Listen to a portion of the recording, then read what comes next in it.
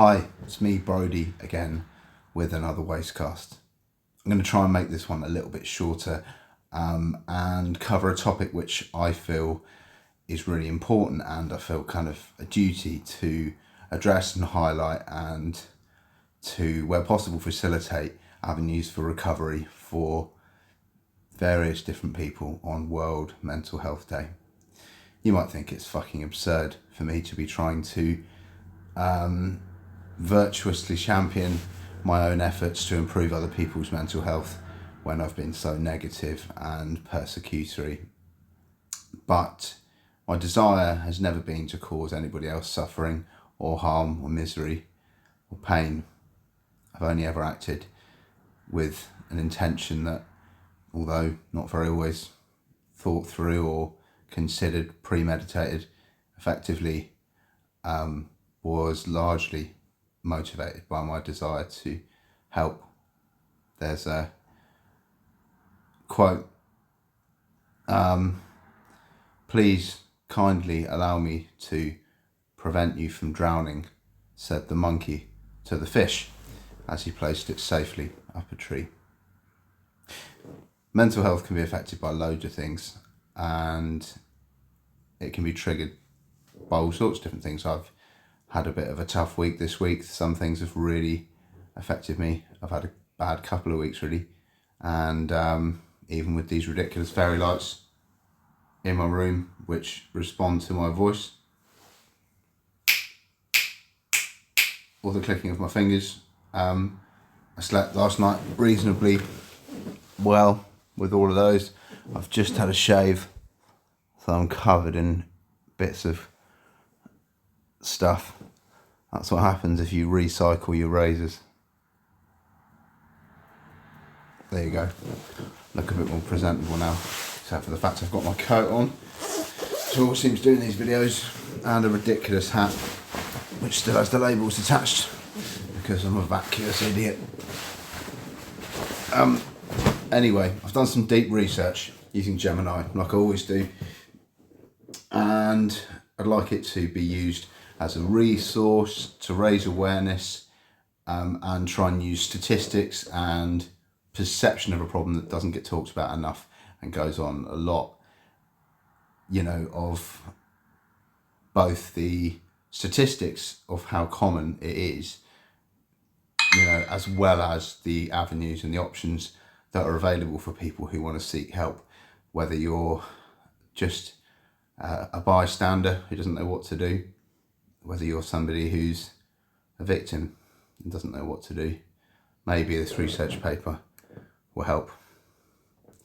I asked Gemini this morning to prompt for a deep research paper this question, or this prompt. I said, for World Mental Health Day, I'd like to raise awareness of the mental, psychological and emotional impact of sexual abuse, sex trafficking, sexual humiliation and dehumanising treatment suffered by the victims of sexual violence. I'd like to focus initially on available UK statistics on reports of rape, sex trafficking and sexual violence committed against children as well as against adults. I'd like a detailed explanation of the UK Sex Offenders Register, again with statistics and factual real-world information presented in a detailed but easy to understand format, focusing on how the register and its stipulations preserve the safety and integrity of both children and adults impacted by both domestic and institutional violence and abuse. I feel there's a widespread and endemic problem in Britain whereby victims are afraid to speak out. I'd like commentary on this in the research. There then are those who are aware of irrevocably harrowing abuse happening, who are for various reasons required to turn a blind eye to what might be immeasurable suffering happening to a friend, relative or victim who's known to be victim to a pattern of abuse either on an ongoing basis or historically. These third parties must simply ignore and effectively facilitate the suffering of these people who are complexly legal accessories by virtue of the fact that they know what's happening, but for whatever situational pressures or conditional contraindicated factors, like for instance the risk they would both be exposing themselves to as well as potentially the victims, remain silent. Using the publicly available figures on successful interventions, I'd like to provide a beacon of hope to those suffering from the historical mental anguish of sexual violence and abuse, as well as those still struggling with seeking help, and those pivotal figures who are knowing bystanders, aware of what's happened or is still happening, but for one reason or another feel trapped and powerless to intervene. Provide detailed psychological tactics to refrain from distraction and avoidance for witnesses who feel they have nowhere to turn, along with practical real-world advice on whistleblowing safely, as well as a similar psychological, mentally stabilising tactical toolkit for adults and children suffering abuse and the severe mental health impacts of the powerless and impossible spectrum of emotions and symptoms they experience, with a view to the research acting as a reassuring resource for anyone whose mental health has been impacted by sexual assault.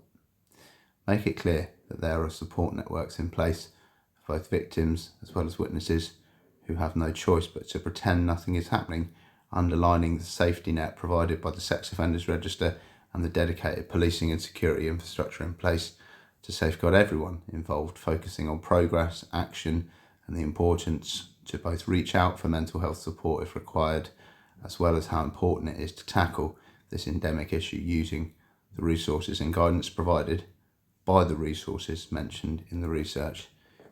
It's a bit early in the morning, didn't do a very good job of writing that. But here it is. Let's have a look. So, Shattered Silence, Enduring Strength, a report on the psychological landscape of sexual violence and pathways to healing in the UK. On World Mental Health Day, it is imperative that we turn our focus to one of the most profound and pervasive sources of psychological trauma in our society, sexual violence. The mental, emotional, psychological injuries inflicted by rape, sexual assault, trafficking, and abuse are not fleeting. They're deep, enduring wounds that can alter the course of a person's life.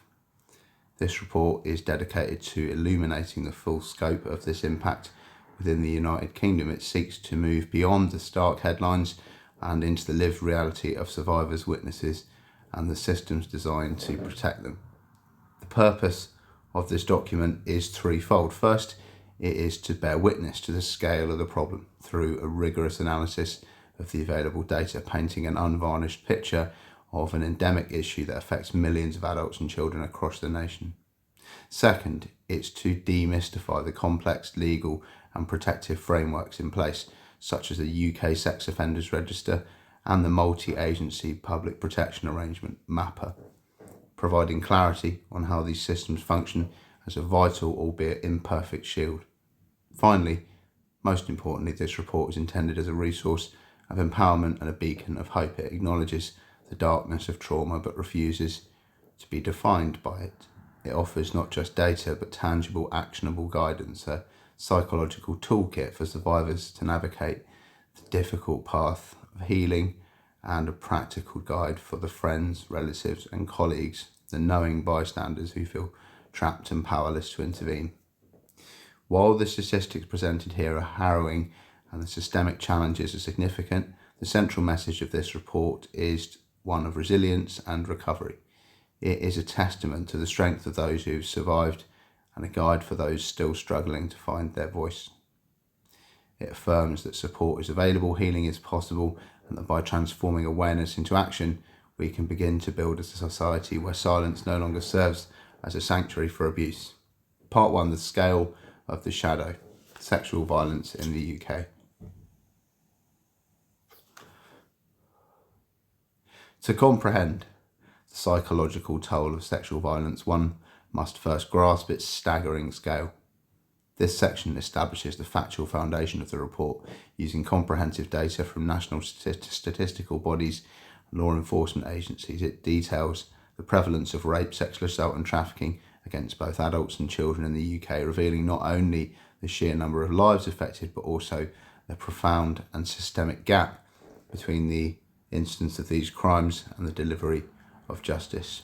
Chapter 1, a statistical portrait of an endemic issue. These statistics surrounding sexual violence in the UK are not mere numbers. They represent individual lives irrevocably altered by trauma. The data, drawn from sources including the Office for National Statistics, ONS, The Home Office and the National Crime Agency collectively illustrate a public health crisis that operates largely in the shadows, affecting every demographic and community. Violence against adults, the stark reality.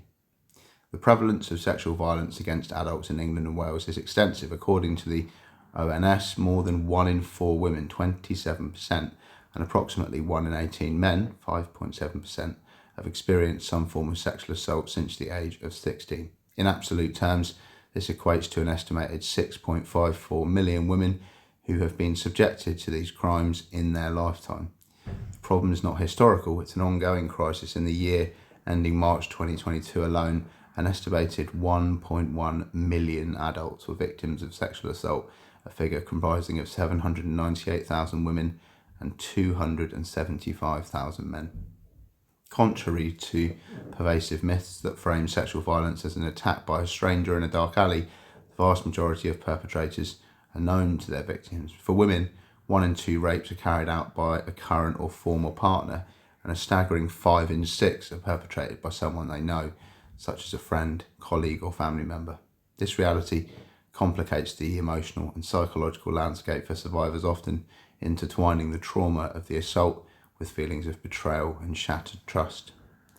While an increasing number of victims are coming forward, the criminal justice system's response has failed to keep pace, creating a deep and troubling chasm between reporting and justice. Police recorded 71,227 rapes in 2024, which is the highest number on record and a 5% increase from the previous year.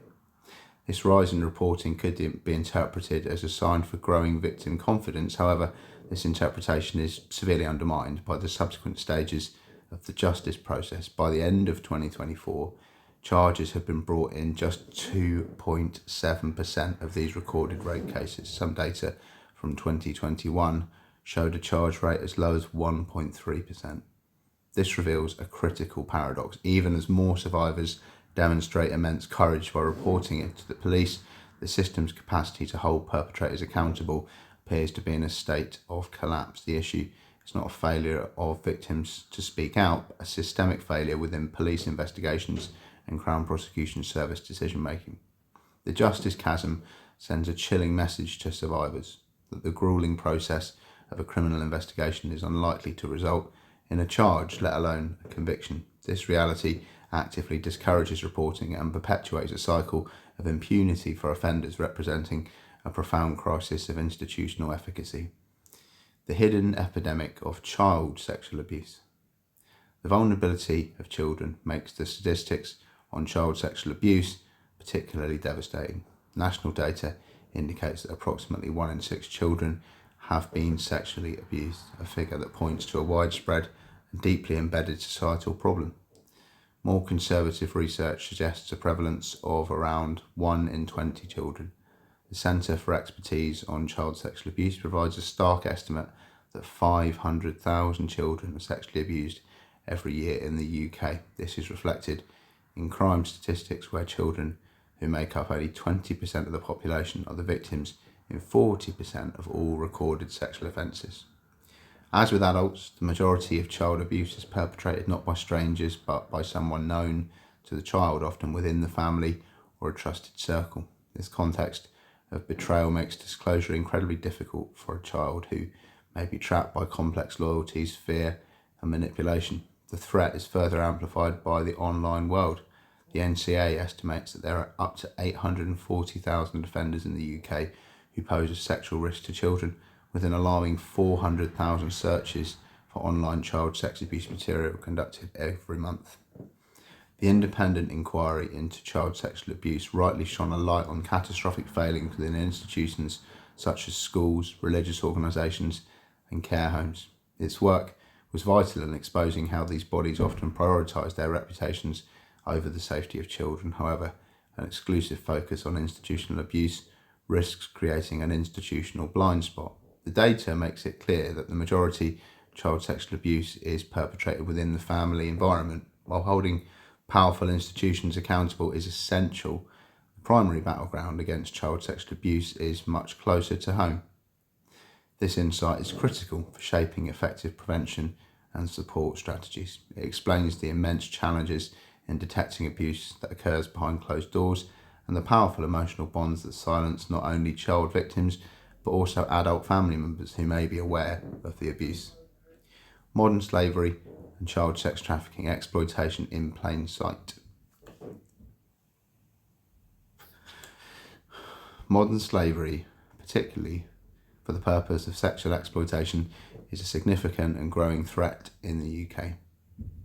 In 2024, a record of 19,125 potential victims were referred to the Home Office through the National Referral Mechanism, the UK's framework for identifying and supporting victims. This crime is highly gendered. While men are more frequently victims of labour exploitation, women and girls constitute the majority of those trafficked for sexual exploitation and domestic servitude. The data challenges the common misconception that trafficking is a crime perpetrated solely by foreign gangs on foreign nationals. In 2024, UK citizens were the most common nationality referred to in the National Reporting Mechanism, accounting for 23% of all potential victims.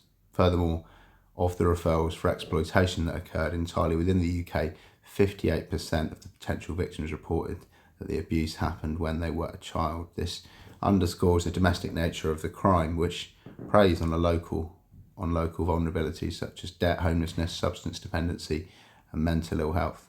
Recruitment methods have also evolved, with offenders increasingly using online job advertisements and social media to ensnare victims, while adult services websites are often used to market exploited individuals to a wide client base.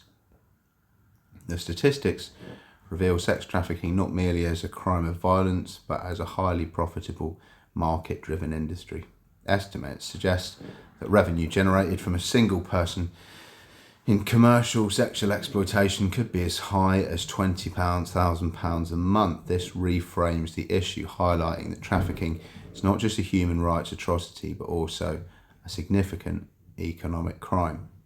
This understanding implies that an effective response must go beyond traditional law enforcement to include financial investigation, asset seizure, and anti-money laundering efforts aimed at dismantling the economic engine that fuels this exploitation. The UK is not just a destination for trafficking, it's a marketplace where domestic vulnerabilities are exploited for financial gain. There's a table here which is quite complex. I'll just leave that for you in this PDF in the description to the video. Chapter 2, The Wall of Silence, Deconstructing Underreporting. The statistics presented in the previous chapter, while shocking, represent only the visible tip of the iceberg. The vast majority of sexual violence remains hidden, shrouded in a wall of silence. It is estimated that 5 in 6 women and 4 in 5 men who are raped do not report the crime to the police. Understanding the reasons behind this profound level of underreporting is crucial, as it moves the focus from the act of violence itself to the societal and systemic environment that survivors must navigate in its aftermath. The decision not to report is a complex and deeply personal, but research reveals consistent and powerful themes.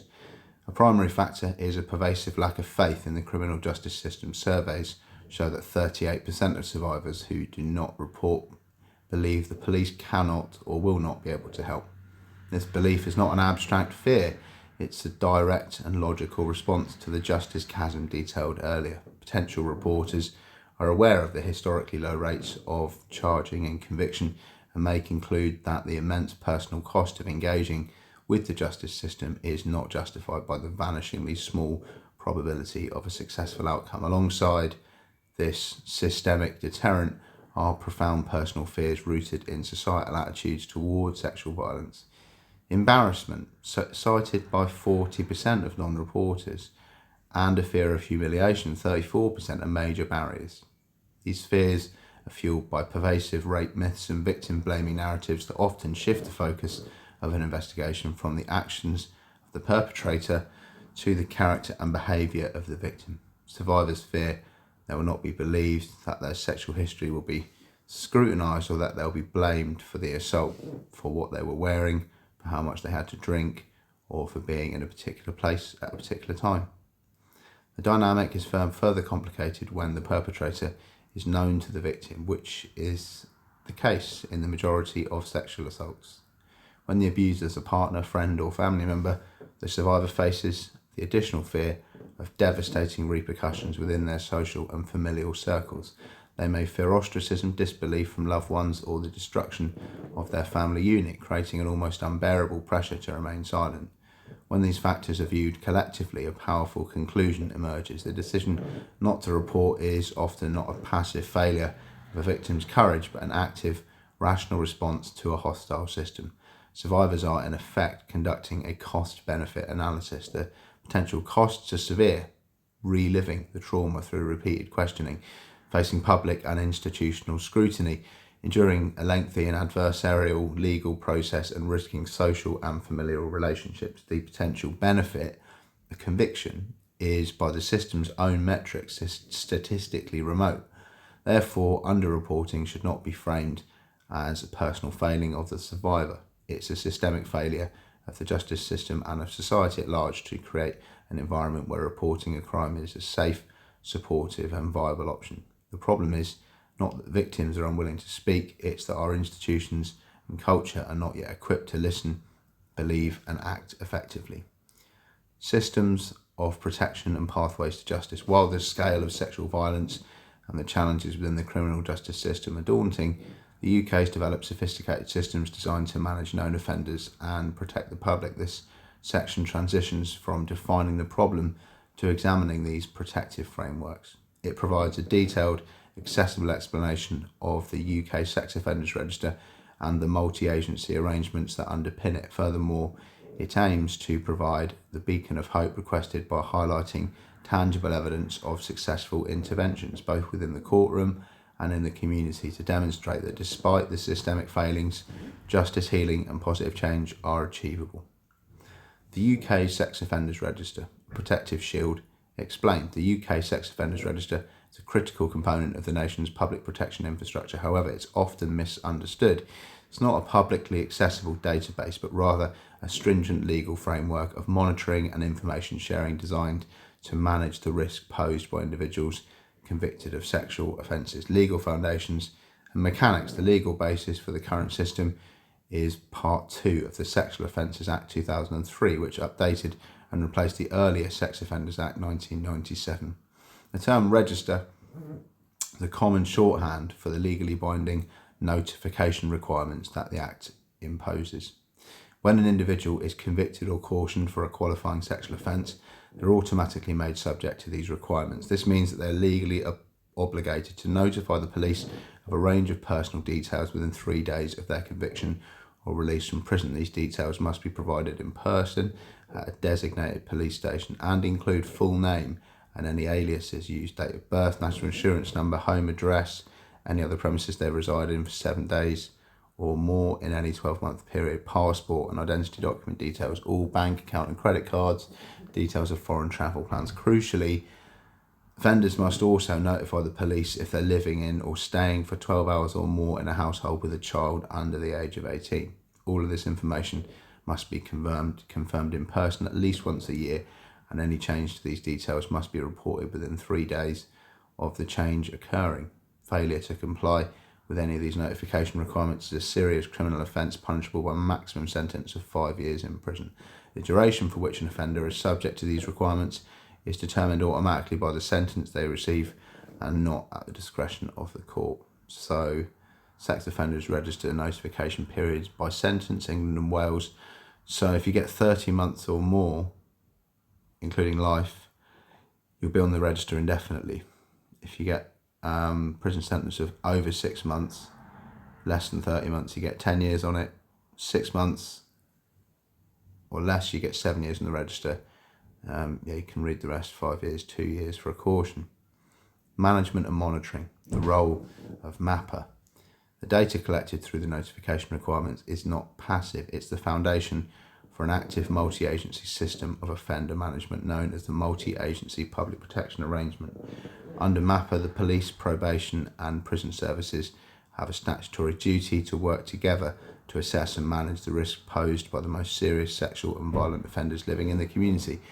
As of March 2024, there were 93,436 offenders being managed under MAPA in England and Wales. These individuals are divided into several categories. Category 1, registered sex offenders. This is the largest group, comprising of 70,000, over 70,000 individuals. Category 2, violent offenders sentenced to 12 months or more in prison for a relevant offence who are not subject to a sex offender registration. That's 22,000 individuals. Category 3, other offenders who've not been convicted for a qualifying offence but are assessed as posing a risk of serious harm to the public is only 563. The intensity of supervision for these offenders is determined by one of three management levels. Level 1 is ordinary agency management. This applies to the vast majority of cases, 98%. The risk is managed by a single lead agency, typically the police or probation service, with established processes for information sharing with other relevant agencies like housing and social services. Level 2 is active multi-agency management. So that's used for cases where the risk is higher or the management is more complex, requiring the active involvement and coordinated actions of several agencies at formal meetings. Level 3 is enhanced multi-agency management. This is the highest level of management, reserved for the most high risk and complex cases. It involves senior level oversight from across the agencies and the commissioning of specialist resources to manage the risk. Public access and disclosure, Sarah's Law. While the sex offenders register is not public, there's only one specific tightly controlled mechanism through which members of the public can request information: the Child Sex Offender Disclosure Scheme, commonly known as Sarah's Law. The scheme allows a parent, guardian, or any other adult with concerns about a child's welfare to formally ask the police to check if a specific individual who has contact with that child has a criminal record for child sexual offences. An application can be made at any police station or by calling the non-emergency 101 number. It's crucial to understand that disclosure is not automatic. The police, working with their MAPA partners, will conduct a thorough risk assessment and will only disclose information if they believe it is lawful, necessary and proportionate to do so in order to protect a specific child from a risk of harm. If a disclosure is made, it's provided only to the person best placed to protect the child, e.g. the parent, and comes with a strict legal requirement of confidentiality. The information cannot be shared more widely, and any attempt to use it to harass or attack an offender is illegal. Assessing the impact. Does the register work? Evaluating the effectiveness of the register is complex. On the one hand, the proven reoffending rate for sexual offences is relatively low. In the period from April 22 to March 23, the reoffending rate for sexual offences was 15.9%, significantly lower than for crimes such as theft, which stands at about 48%, or public order offences, which is about 36%.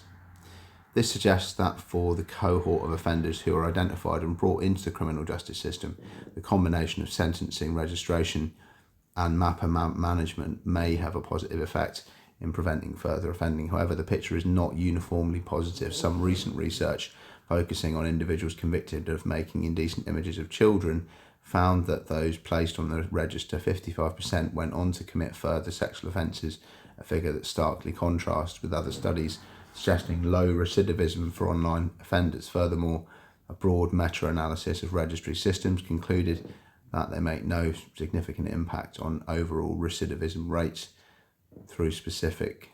though specific treatment programs can be effective. This leads to a nuanced conclusion. The Sex Offenders Register, MAPA, powerful and essential tools for managing a specific known risk population. They provide a robust framework for monitoring and intervening with offenders who've been successfully prosecuted. The problem is that this represents only a tiny fraction of the total perpetrator population.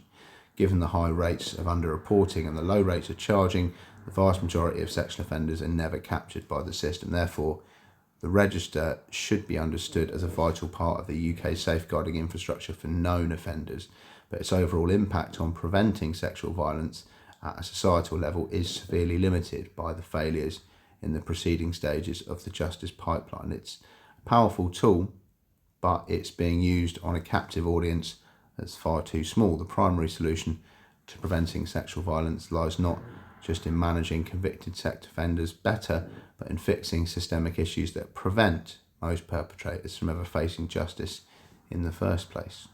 A beacon of hope, evidence of successful intervention. In the face of daunting statistics and systemic challenges, it's vital to illuminate the pathways to justice and healing that do exist. Despite the low overall conviction rates, perpetrators of even the most complex sexual offences are successfully prosecuted. Beyond the courtroom, community-based interventions provide life-changing support that empowers survivors to heal and rebuild. This chapter serves as a beacon of hope, showcasing tangible evidence that positive outcomes are possible and that a dedicated infrastructure of support is in place for those who need it. In the courtroom, case studies of successful prosecutions. The Crown Prosecution Service handles thousands of complex rape and sexual assault cases each year. While many fail to proceed, many others result in conviction, demonstrating that even in the most challenging circumstances, justice can be secured. These case studies illustrate how prosecutors working closely with the police can build compelling cases that dismantle offender narratives, stand up to the scrutiny of a trial, overcoming trauma-induced inconsistencies. In one case, a severely traumatised victim of a violent rape gave an inconsistent account of the attack, a common effect of trauma on memory. The prosecution did not dismiss her evidence, but instead built a case around it, using corroborating evidence, including CCTV footage of the attacker following her, DNA found near the scene, and witness testimony that the offender had fled and admitted to having beaten someone badly. By educating the jury on the impact of trauma, the CPS secured a life sentence for a dangerous predator. Proving withdrawal of consent, a man was prosecuted for anal rape after the victim, with whom he had previously had consensual sex, explicitly asked him to stop during the act. He refused and overpowered her. The offender claimed all activity was consensual. The CPS successfully used digital evidence from the victim's phone, including WhatsApp messages to a friend and a photo of her injuries, to prove that consent had been withdrawn. This case powerfully affirms the legal principle that consent can be revoked at any point. Intoxication and incapacity. A university student who had blacked out from alcohol was sexually assaulted by a man who claimed she had consented. The prosecution was able to prove she was incapable of consenting by using text messages she had sent to a friend showing her state of confusion and distress. Crucially, the offender's phone contained images of the assault in which the victim was clearly unconscious, as well as an internet search history for rape pornography involving sleeping women. This case demonstrates that intoxication is not a defence for perpetrators and that a person cannot consent if they do not have the capacity to do so.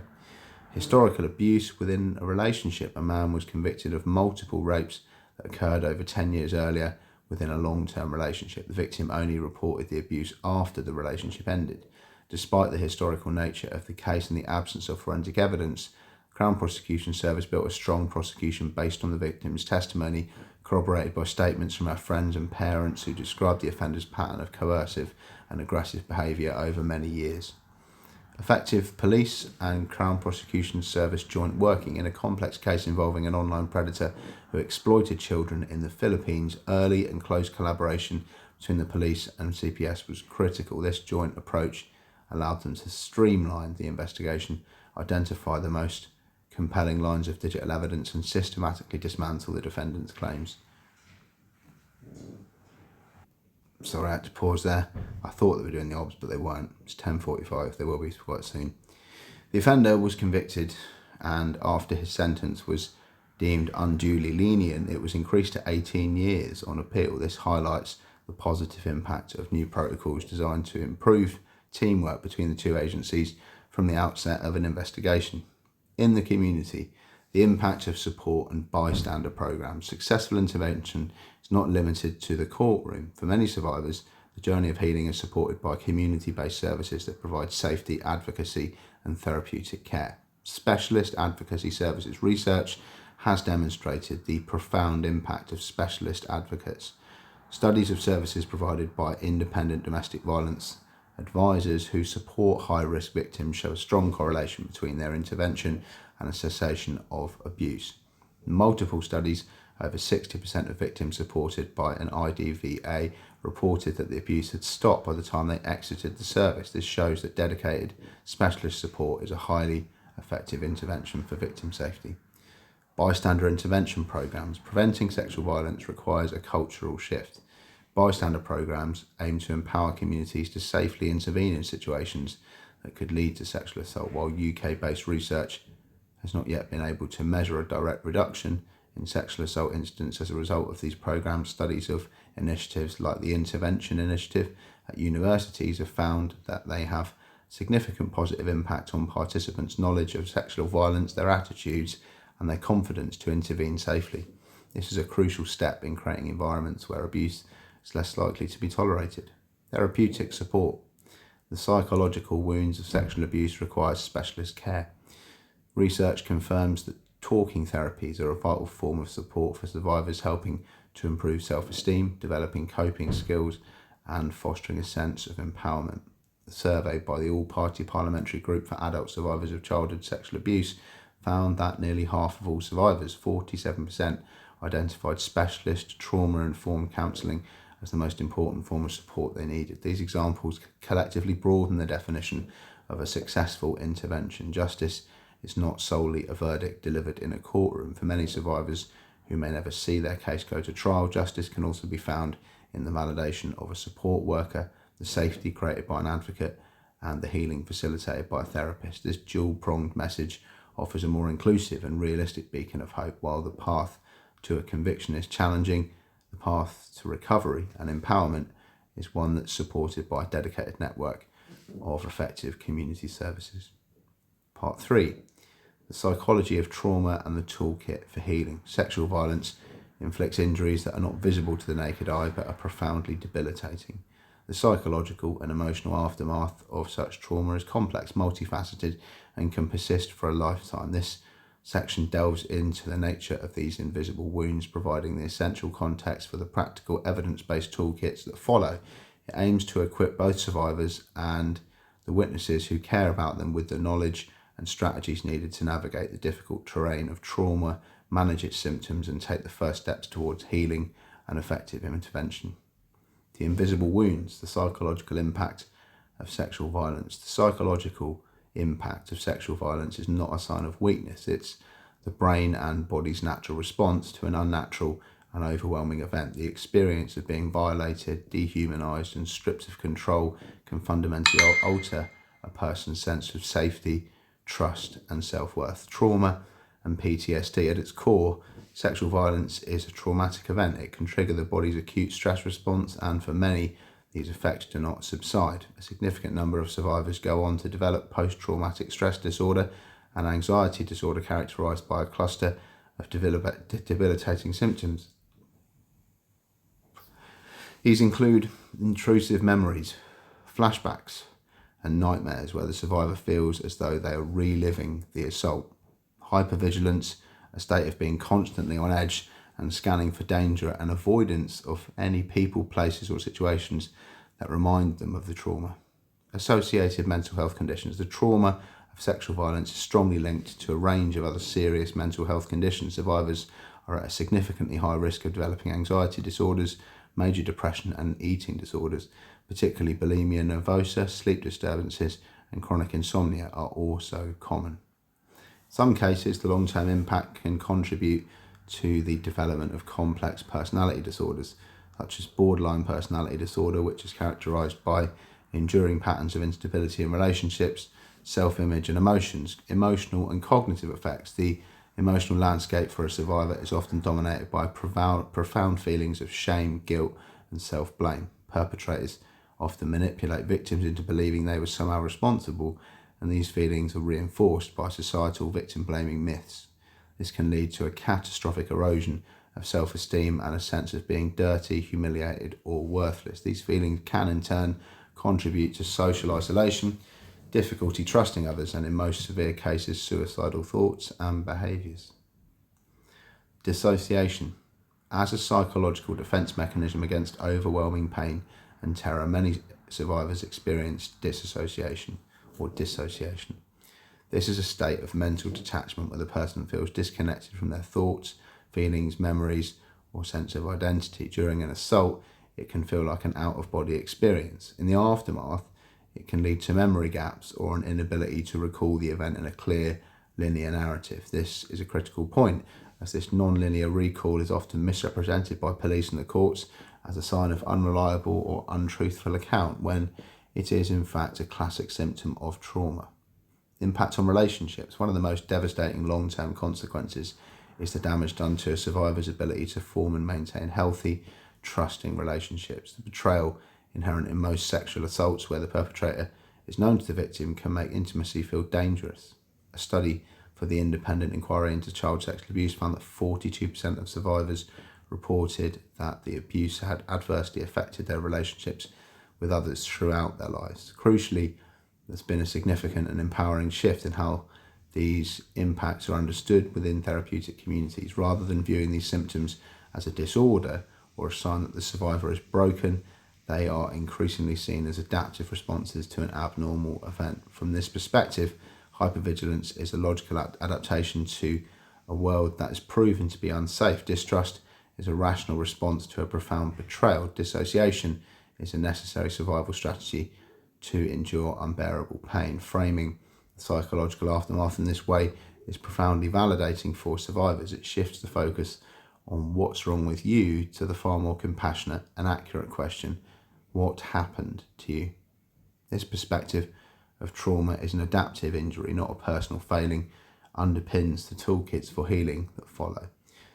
Chapter 6, a tactical toolkit for survivors. Healing from sexual violence is a journey, not a destination, and it requires a set of tools to manage the psychological terrain. This chapter provides practical, evidence-based strategies that can help survivors regain a sense of control over their minds and bodies. These techniques are not a replacement for professional therapy, but can serve as essential first aid for managing the acute symptoms of trauma. For adult survivors, reclaiming control. The core principles of these tactics is to anchor the survivor in the safety of the present moment, counteracting the tendency of trauma to pull them back into the past. Grounding techniques for flashbacks and dissociation. When a flashback or dissociative episode occurs, the brain is losing its connection to the present. Grounding techniques use the five senses to re-establish that connection. This is a simple 5-4-3-2-1 method and apparently powerful. Pause and calmly identify 5 things you can see around you. They covered this in psychology, and you can read it, but sometimes stuff's a lot worse than that, and I haven't found this to be that effective, so I'm going to just scroll past it. Carrying a small comforting object with a distinct texture, a smooth stone, piece of soft fabric, or a handkerchief with a strong pleasant scent like lavender or peppermint oil can be very effective. Focusing on the object's feel or smell during a moment of distress can pull your attention back to the present. Managing triggers and anxiety. Trigger logging. Triggers are sensory inputs that the brain links to the trauma. They can be a sound, a smell, a location, or even a time of day. Keeping a private diary to note down when you feel a sudden surge of anxiety or distress can help you identify your personal triggers. Once you know what they are, you can begin to plan for them, either by avoiding them where possible or by having a coping strategy like a grounding technique ready. Controlled breathing. Anxiety triggers the body's fight or flight response. People bounce that one around quite a lot, don't they? Leading to shallow, rapid breathing. You can manually override this by practicing slow, deep, diaphragmatic breathing. Place a hand on your stomach, breathe in slowly through your nose for a count of 5, feeling your stomach rise. Hold for a moment, then breathe out slowly through your mouth for a count of 5, feeling your stomach full. This, repeatedly done for a few minutes, can significantly calm the nervous system. Progressive muscle relaxation. Physical tension is the hallmark of anxiety. This technique involves systematically tensing, then relaxing different muscle groups. Start with your toes, curling them tightly for 5 seconds, releasing the tension completely, move up to your calves, thighs, abdomen, hands, arms, and face.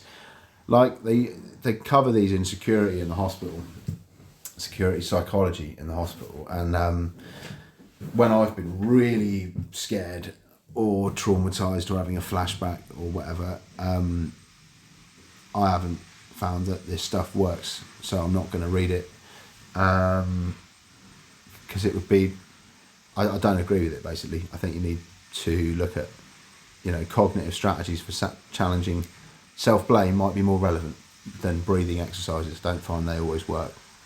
So thought challenging, shame and self-blame are cognitive distortions planted by the trauma and the perpetrator. A powerful way to combat them is to treat them like an external critic.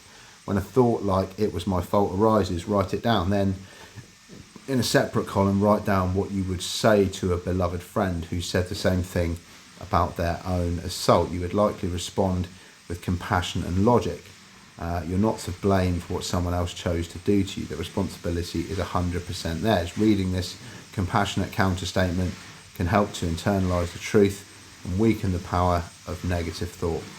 Externalise responsibility. Regularly and consciously repeat the mantra: the responsibility for the assault lies 100% with the perpetrator. This is not an opinion, it's a legal and moral fact. Reinforcing this truth helps to correct the cognitive distortion of self-blame.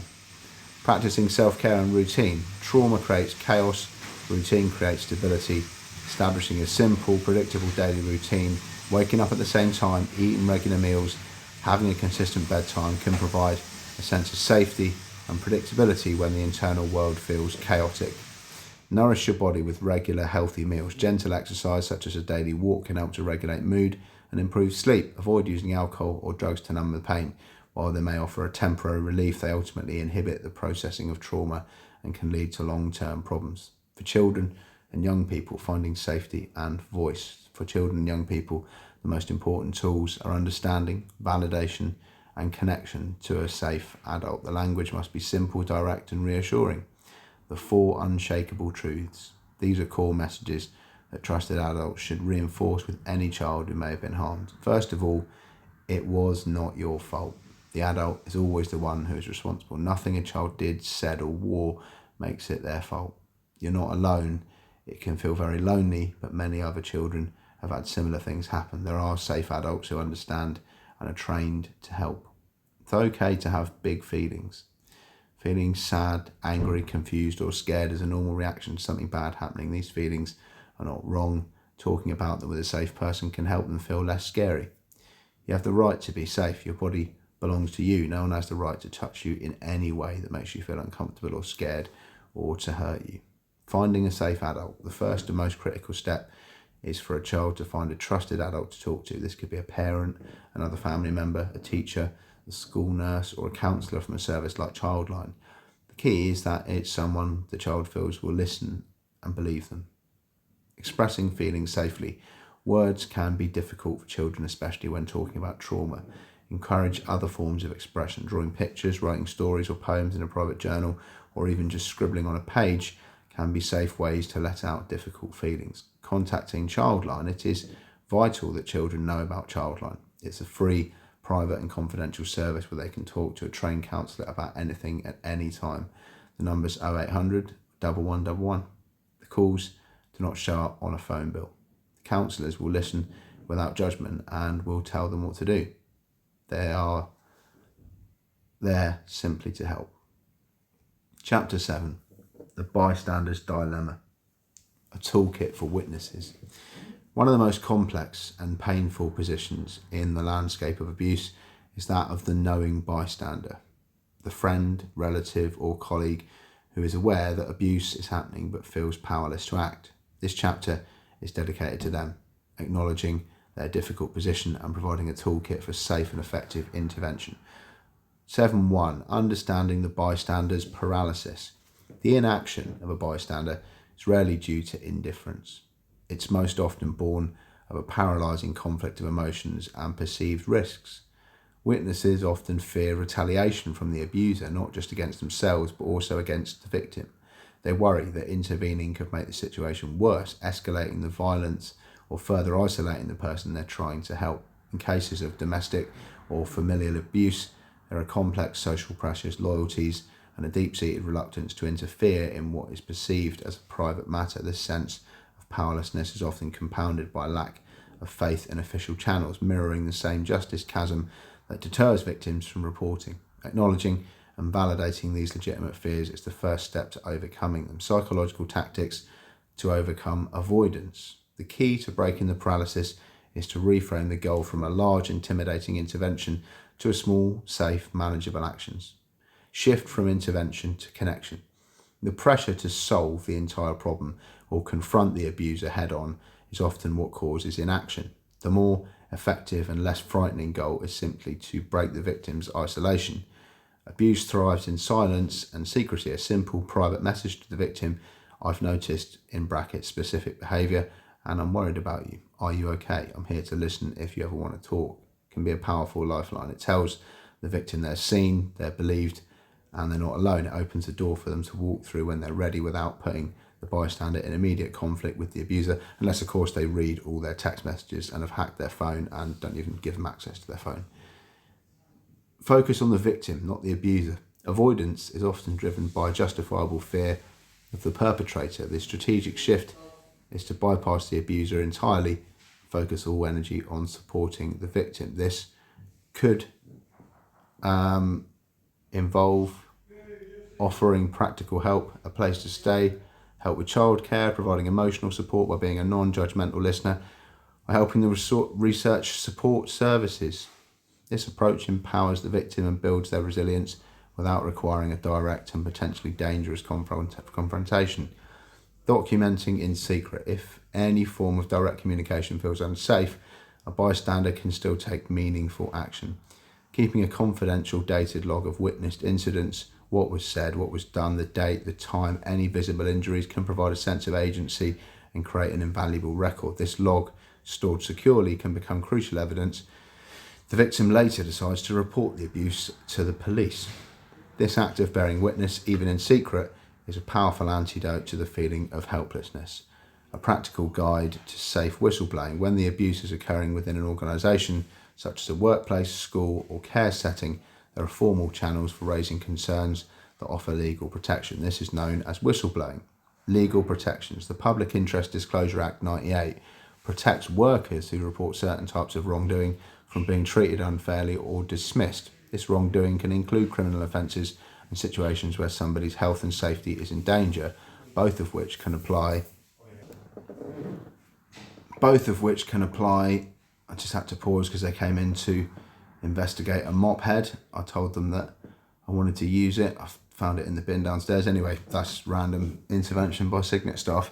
Both of which can apply to sexual abuse and harassment. The UK government is also taking steps to amend the Employment Rights Act to explicitly name sexual harassment as a wrongdoing covered by these protections. For concerns related to child welfare, the NSPCC is a prescribed body, which means that reporting your concerns to them affords you this legal protection. Whistleblowing pathways, internal reporting, if safe. The first step, if it is deemed safe, is to use your organisation's internal whistleblowing or safeguarding policy. This can often lead to the quickest resolution. It's often also not possible. Reporting to a prescribed body, again, not easy sometimes. If internal reporting is not safe, is ineffective, or there is no policy, you can report to a prescribed body. For any concern involving child abuse or neglect in an organisation, the most appropriate body is the NSPCC's dedicated whistleblowing advice line. Their specialists can provide expert advice and can take your concerns forward, and you can remain anonymous if you wish. Reporting to the police. If you believe someone is in immediate danger, you should always call 999. For non-emergency concerns, of course, you can phone 101. Seeking independent legal advice. Before taking action, it can be extremely helpful to understand your legal position.